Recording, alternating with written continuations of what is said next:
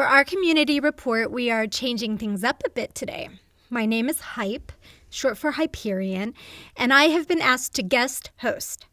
Big disclaimer, I am an attorney by trade and not a host, but I am sure that will become quickly apparent, so I just ask that you bear with me, okay?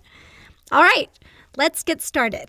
I am out and about in the community interviewing different individuals, and today I have with me master filmmaker O-Micron. That's O-Micron.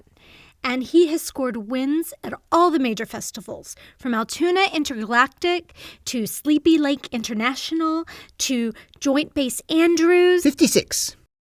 56 wins. No, sorry. That's 56 festivals, and we've won at the 3 you mentioned. Oh, okay. Impressive nonetheless. And we figured, since Silver Lake is one of the film capitals of the world, what best to do than get some advice from a master filmmaker. Level 5 master. What was that? Level 5 master. I graduated a Level 5 master filmmaker from Corinthian Corporate Arts Institute. Okay. Of Wabash. Okay, neat. We are definitely in for some expert advice. Before we dive into that, can you tell us a little bit about your name? Because O-Micron, it sounds very unique.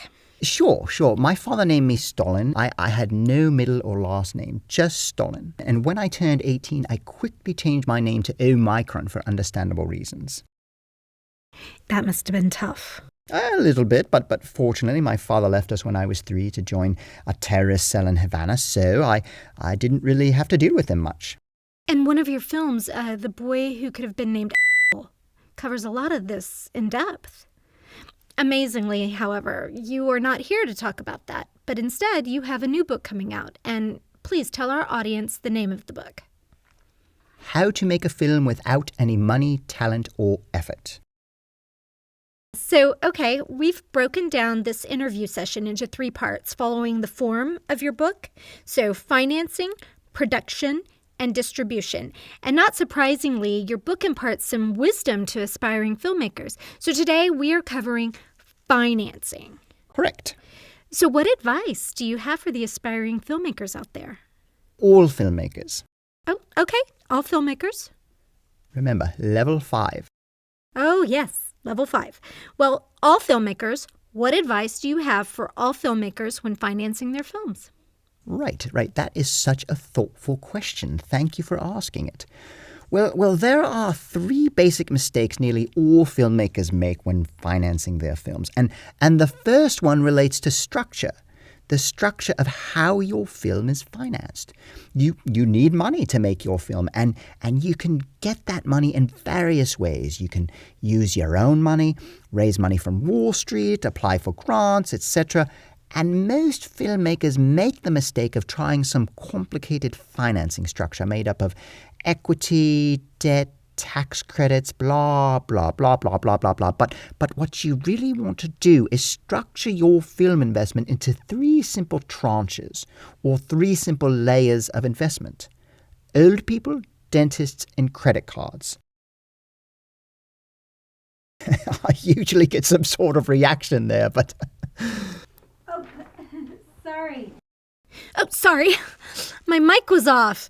I told you it was going to happen. Okay, wow. Yeah, that's interesting. Please, tell us more. No worries. Scared me there for a second. So yes, old people, dentists, and credit cards. Now, your first layer is old people.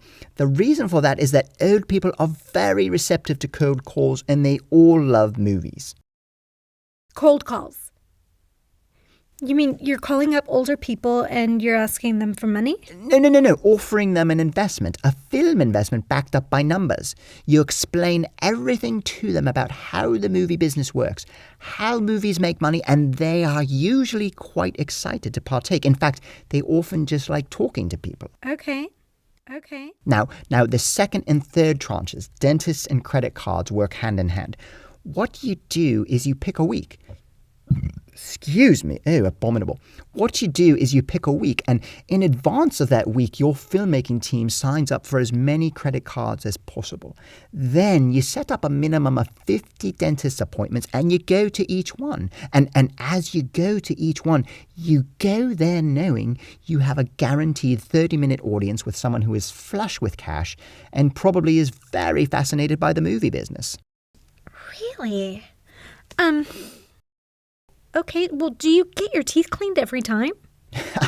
No, absolutely not. Maybe only the first 10 visits or so. Your gums can only take so much. But that is what the credit card is for, so that you can pay the visit fee without getting your teeth cleaned.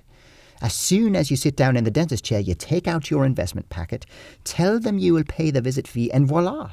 You have a captive audience for about 30 minutes or so. Of course, some dentists will get a bit irritated, but that is why you set up 50.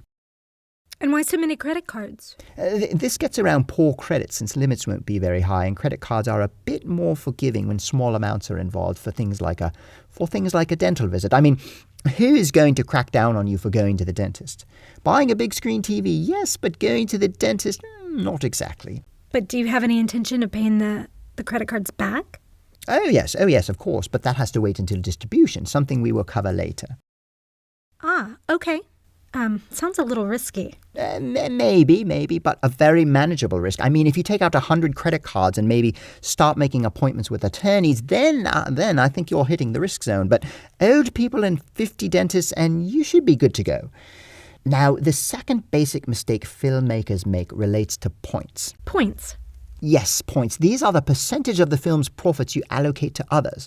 For example, I might want an amazing sound guy, but that amazing sound guy is expensive, so I offer him points in the film, as in, hey, I'll give you 3% of the film's profits, which doesn't sound like a lot, but when you consider how big the box office can be on a film, that 3% really adds up. Yeah, okay. That makes sense to me. 3% of 100 million is a lot. Exactly, $300,000, but most filmmakers use these too sparingly.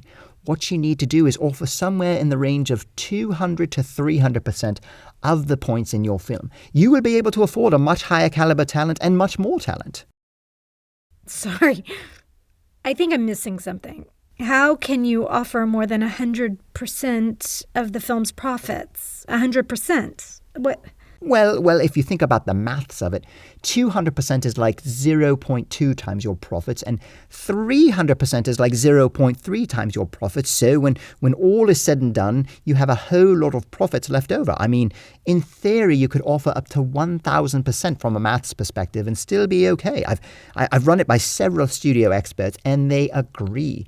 Offering 200 to 300% of profits is okay, because somehow, after all the accounting is done, the film studio, or you, the filmmaker in this instance, still ends up being profitable. Okay, yeah, I'm not really following that, but it sounds like it's been vetted, so... Yep, level 5. Oh, yes, of course, level 5. Well, before we get to your third lesson, with your permission, we handed your book off to a friend of the show who is a securities attorney, and here's what he had to say. One thing people fail to understand about a film investment is that it is a security, just like any stock or bond you would purchase on the stock market. And by virtue of that fact, when you ask people to give you money for your film, you are invoking securities laws. This book is like an instruction manual on how to get the shit suit out of you and end up in prison. First of all, I want to thank you for letting us solicit this opinion, especially when you weren't really sure how it was going to turn out. But what do you have to say to that? One thing you learn about this town after having been here as long as I have, I think I came out here like 2.5 years ago. A big chunk of my life is that there are two kinds of people in this town. The people you have to listen to and the people you don't. This bloke obviously falls into the latter bucket. The town is full of experts who will tell you no and give you all the reasons why.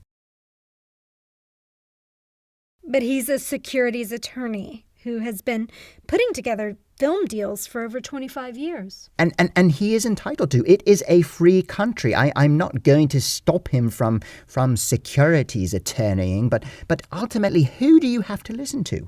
Look in the mirror. Me, myself, and I. Those are the only three people you have to listen to in this town. And me, of course, and maybe your parole officer. She's a very important person to follow. But other than that, my advice to all the filmmakers out there is Hollywood answers to no one but you. So don't let anyone, silly laws, silly people, silly distribution practices stand in your way. Do things the way you want. Break all the rules. Be a revolutionary. That is what filmmaking is all about.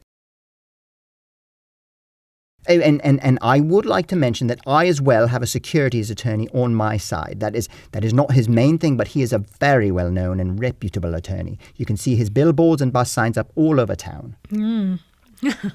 There you go. Just a difference of professional opinion, it sounds like. Okay, I think you have a third financing mistake to share with our audience. Oh, no, I'm fine. I think I'm okay. I will save it for my book. That can be where it is found. As a little teaser, the chapter heading reads, Investor Risk Statements, Why Getting Rid of Them Will Lead to Guaranteed Profits. Oh, nice. That sounds very enticing. Well, okay, we will save that for the book, but not before coming back next time to hear about part 2 of filmmaking, production. That was O-Micron, filmmaker and author of How to Make a Film Without Any Money, Talent, or Effort. Just one of the many faces of Silver Lake. Thank you, O-Micron. How do you vet these people?